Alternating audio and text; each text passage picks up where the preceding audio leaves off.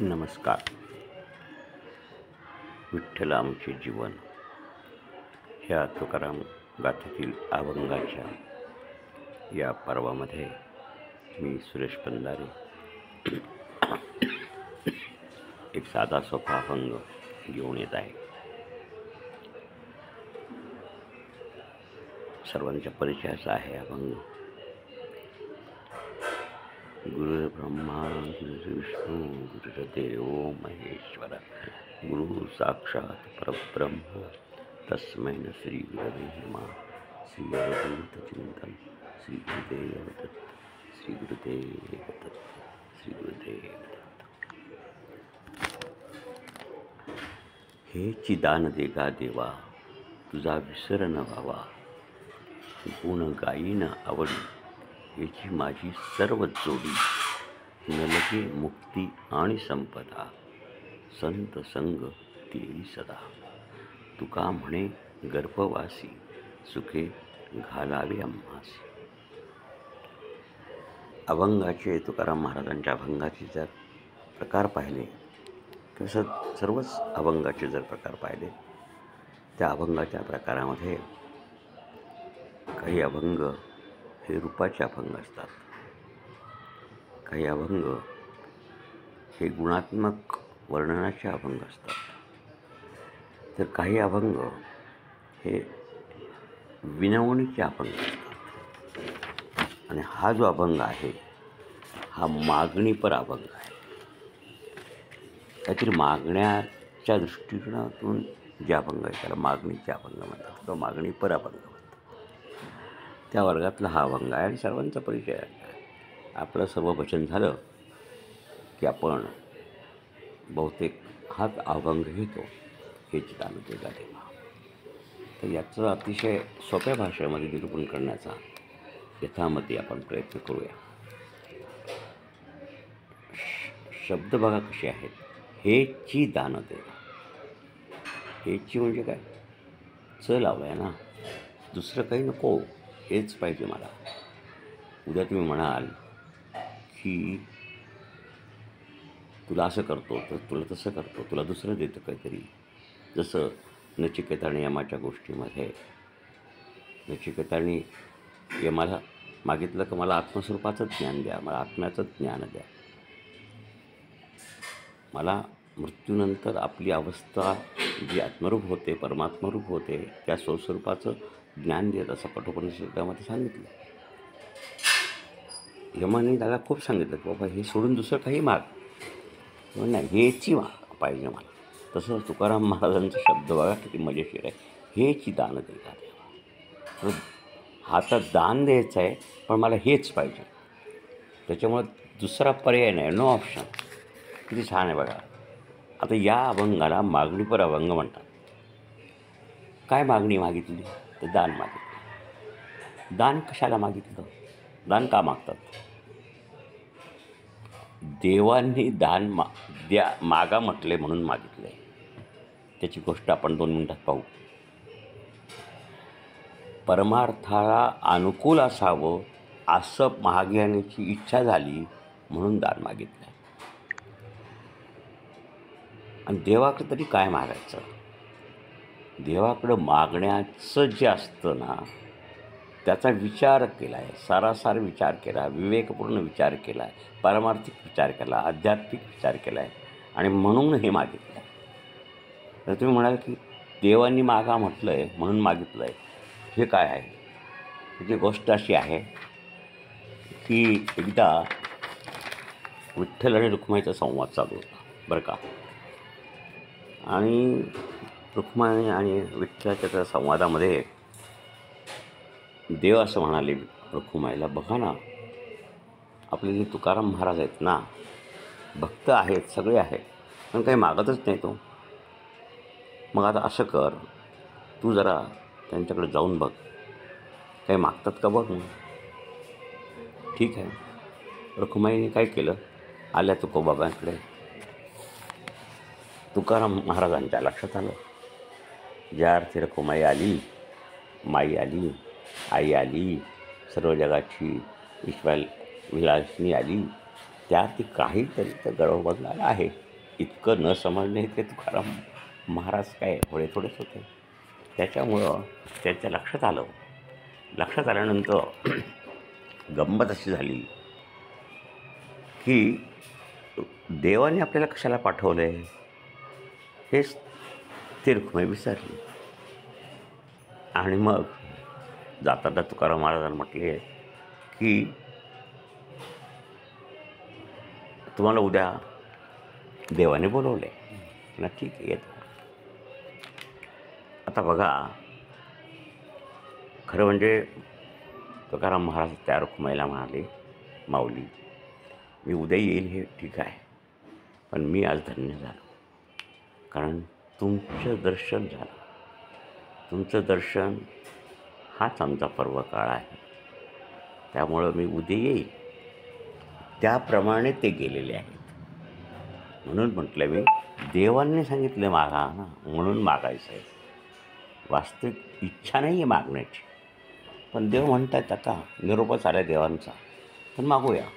म्हणून देवच्या पुढे गेलेले आहेत. आणि देवा, मला तू काल सांगितलं आहेस आईचं निरोप आला आहे, रुक्मिणीसाठी आलेले आहेत, म्हणून मी तुझ्याकडे आलो आहे आणि हे मागतो आहे. हेची दान दे का देवा. देवा, मला याच्याशिवाय दुसरं काहीही देऊ नकोस. पहिली अट आहे. त्याच्यामुळं हेची दान दे का देवा. मग तुझा विसर न व्हावा, तुझा विसर होऊ नये. का विसर होतो ना, विसर होतो आपल्याला. अहो, आठवण कायम राहावी. विसर का होतो याचं काय कारण आहे? याचं कारण संसार आहे, याचं कारण प्रपंच आहे, याचं कारण वासना आहे, याचं कारण विषय आहे. आणि या सगळ्या गोष्टी तुझ्या आठवणीच्या आड येतात ना. त्याच्यामुळं माझी मागणी आहे, तुझा विसर न व्हावा. ही मागणी जी आहे ना, तू विसर होण्याची शक्यता आहे. म्हणून तुकाराम महाराजांच्या अभंगातच तुकाराम महाराजांनी एकदा म्हटलं आहे, तो का म्हणे केली सोपी पाय वाट अवसागर तारा याला. म्हणून विसर होऊच नये एवढंच माझं, म्हणजे सतत सतत सतत तुझंच ध्यान असावं, हे माझी इच्छा आहे. आता बघ, विसर का होतो याचं कारण असं आहे, विसर होणं म्हणजे आपल्याला संसारामध्ये खूप खूप खूप मायाजाळ आहे. तुमच्या माझ्याजवळ तर इतकं आहे की त्याला सीमा नाही, परिसीमा नाही, अनंत आहे. देव अनंत आहे, पण आपल्या माया, इच्छा, आकांक्षा, sky is the limit for that. ते नाहीच, खूपच आहे. त्याच्यामुळं विसर होण्याची खूप शक्यता आहे. एकदा काय झालं, एक साधक गुरुकडे आले आणि त्यांना सांगितलं की मला आता वैराग्य आला आहे. ठीक आहे म्हणे, राहा 4-5 दिवस. वैराग्याचं मी तुझी टेस्ट घेतो, नंतर तुला काय करायचं ते आशीर्वाद राहा. आणि त्या सद्गुरूंनी काय केलं, त्या घरच्यांना या परीक्षेमध्ये सामावून घेतलं, टेस्टमध्ये. आणि दररोज एक तक्रार घेऊन यायची. ठीक आहे. आला घरातला एक मुलगा आला आणि त्या सद्गुरूंना, म्हणजे आश्रमातले सद्गुरू आहेत ना, सद्गुरू म्हणजे दुसरे कुणी नसून आमचेच सद्गुरू होते, तीर्थस्वरूप मामासाहेब देशपांडे, जे पुण्याला सिंहगड रोडला माऊलीचा आश्रम आहे तिथं आल्यानंतर मामांना म्हणाले, मामा, मुलगा बरं का त्यांचा, घरातला तांब्या चोरीला गेला आहे. ठीक आहे म्हणा, त्या ग्रहस्थाला सांगा, म्हणजे माझ्या वडिलांना. ठीक आहे. नंतर काय झालं, दुसऱ्या दिवशी परत आला, परत सांगितलं, काय झालं म्हणे, आज म्हणे घरातली काही भांडी सुटली. असं करता करता दररोज काही ना काही सांगितलं. 4-5व्या दिवशी तो आला आणि मामांना म्हटले, सद्गुरूंना, की मामा, माझ्या वडिलांना सांगा की त्यांचा जो पाणी तापवायचा बंब त्याने आणला होता ना, खूप जुना, तोच चोरीला गेला आहे. आता बघा, तो चोरीला गेला हे ऐकलं त्याने, त्या गृहस्थानी म्हणजे त्याच्या वडिलांनी. तो लगेच बाहेर आला.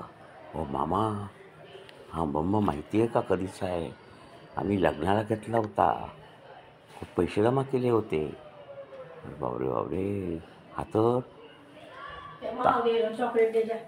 तांब्याचा आहे हा, तांब्याचा आहे हा. मग तो चोरीला गेला म्हटलं तर मला लगेच जावं लागेल. असं कसं काय झालं? अहो, खूप कष्टाने घेतलेलं आहे बरं. मामा म्हणे, तुझं पूर्ण वैराग्य झालं की नाही अजून? जा तो बंब बघून ये जा आणि पुन्हा येऊ नको. असं आहे. थोडक्यात तुझा विसर न व्हावा असं जे म्हणतात ना तुकाराम महाराज, त्याला कारण हे आहे. क्षणी मन काय आज आहे उद्या नाही. मनाची काही मनाबद्दल विचारायलाच नको आणि बोलायलाच नको. मन ओढाळ ओढाळ. आज होतं भुईवर गेलं गेलं आभाळात. बहिणाबाई म्हणताय, साधी आमची खानदेशी बाई कवित्री. हे मनाबद्दल काही सांगायलाच नको. म्हणून विसर होऊ नये याच्याकरता म्हणून चाललंय सगळा कटाटो. जर विसर होऊ नको. आणि मग पुढे काय माहीत, गुण गायला आवडेल. तुझे गुण गायचेत मला नाही. तुझे गुण गायचेत म्हणजे काय? कोणी कोणी गायले तुझे गुण? तुझे गुण कोणी कोणी गायलेत? कबीराचे विणतो शेले, कौसल्याचा रामबाई, कौसल्याचा राम. मीराबाई तुझे गुण गायले. अहो, तिला विसाचा प्याला दिला तरी तो अमृतासारखा झाला. नाथांच्या घरी श्रीखंड्या म्हणून अरे तूच राहिलास ना. किती गुण गायचे तुझे. हां, माझ्या आवडीला काटा रुचला तर तिचा काटा काढायला तूच आलास तर देवा. हां, तुझे गुण किती गायचे सांग ना. ते गायण्यासाठी गुण गाईल आवडीने गाईल रे. जनाबाईला तळायला कांडायला तूच मदत करत होतास ना. द्रौपदीच्या हरसभेत वस्त्रहरण केलं ते तूच ना. तिच्या हाकेला तूच ओव दिलीस आणि ते वस्त्र पुरवलीस ना. हे परमेश्वरा, हे श्रीकृष्णा, हे विठ्ठला, अरे तुझेच गुण मी अतिशय आवडीने गाईल रे. आपल्या मंडूळ वासनेने गोपींना भक्तिरसामध्ये बुडवलं. रासक्रीडेमध्ये त्यांच्या आत्मस्वरूपात विलीन झालास. असा श्रीकृष्णा तूच ना रे. म्हणून तुझे मला गुण गायचे. गुण गाईल आवडी. गाडगेबाबांना सेवेचं व्रत निर्माण करण्याची बुद्धी तूच दिलीस ना. संत रामदासांचे आराध्य देवते श्रीराम तूच ना. हे सगळं सांगितल्यानंतर हे गुण गाईल आवडी हीच माझी सक्ती. बाकी दुसरं मला काही नको. न लगे मुक्ती आणि संपदा, संत संग तेही सदा. मला काही नको, मुक्ती नको, मोक्ष नको, काही नको. मला फक्त आणि फक्त काय पाहिजे, तुझा सहवास पाहिजे, संत संग पाहिजे. आता संत संग पाहिजे म्हटल्यानंतर तुकाराम महाराज संपदा पण नको म्हणतात. संपदा नको म्हणतात म्हणजे बघा, तुकाराम महाराजांचं तुम्हाला सर्वांना माहिती आहे. तुकाराम महाराज सावकारांचे सावकार होते, त्यांना महाजन म्हणत होते. आपल्याला जी माहिती आहे त्या माहितीपेक्षा वेगळं आहे. मोक्ष तरी कुणाला पाहिजे आहे. आणि शिवाजी महाराजांनी दिलेल्या नजरानं परत करणारे तुकाराम महाराज. दुष्काळामध्ये आपल्या वाटणीची जी कर्ज आहेत त्या कर्जाच्या वाया फाडणारे तुकाराम महाराज. कुणाला पाहिजे संपत्ती? आम्हाला संपदा नकोच आहे. आणि म्हणून हे जे आहे ना, मला याची अपेक्षाच नाही आहे. म्हणून तुकाराम महाराज म्हणतात, न लगे मुक्ती आणि संपदा, संत संग देई सदा. संत संघ म्हणजे काय? संत संघ बघा, संत संघ म्हणजे काय? जे कोणी करू शकत नाही ते संत करतात. बौद्धाची एक गोष्ट आहे, अंगुली माराची 1000 लोकांचा मारण्याचा संकल्प केला होता. 999 मारले. आता काय करायचं? गौतम बुद्ध तिथे गेला. लोक म्हणाले जाऊ नका, तुमचा नंबर आहे आता. तो गौतम बुद्ध म्हणे मुझे वही रास्ते से जाना है, उसे मुझे जरूरत है, इसलिए मैं जाऊंगा. बघा काय झाले. अंगुली माराच्या तिथे जवळ गेल्यानंतर त्यांनी फक्त एकच सांगितलं, त्या वृक्षाची एक फांदी छोटीशी आहे ना, ती तोडली हो, मग ती परत जोड. नहीं तोड़ता है का? अरे बाबा, काटना बहुत सरल है, जोडना बहुत कठीण है. आणि मग तो अंगुलीमाल बुद्धाला शरण गेला. बुद्धम शरण गच्छामि.